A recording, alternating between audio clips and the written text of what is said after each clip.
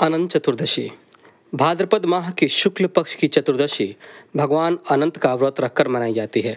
इस व्रत के नाम से लक्षित होता है कि यह दिन उस अंत न होने वाले सृष्टि के कर्ता विष्णु की भक्ति का दिन है। अनंत सर्व नागानामधिपः सर्व कामदः सदा भूयात् प्रसन्नो में यक्ता नाम भयंकरः। इस मंत्र से पूजा करनी चाहिए। यह विष्णु कृष्ण का रूप है और शेषनाग काल रूप में विद्यमान है, अतः दोनों की सम्मिलित पूजा हो जाती है। तो आइए अब सुनते हैं अनंत चतुर्दशी की कथा। एक बार महाराज युधिष्ठिर ने राजसूय यज्ञ किया। यज्ञ मंडप का निर्माण सुंदर तो था ही, अद्भुत भी था। उसमें अस्थल में जल और जल में अस्थल की भांति होती थी।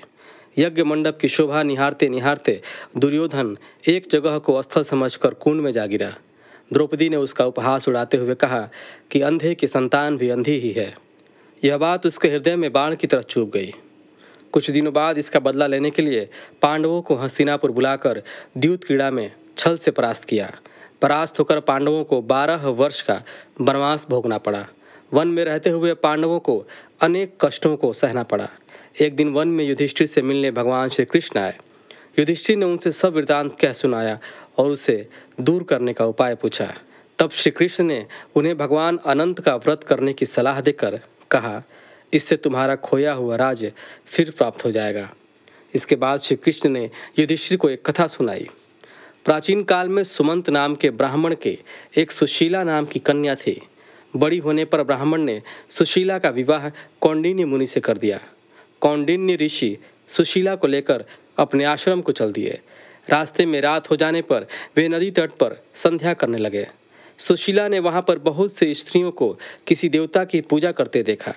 सुशीला के पूछने पर उन्होंने विधि पूर्वक अनंत व्रत की महत्ता समझा दी। सुशीला ने वहीं उस व्रत का अनुष्ठान करके 14 गांठों वाला डोरा हाथ में बांध लिया और अपने पति के पास आ गई।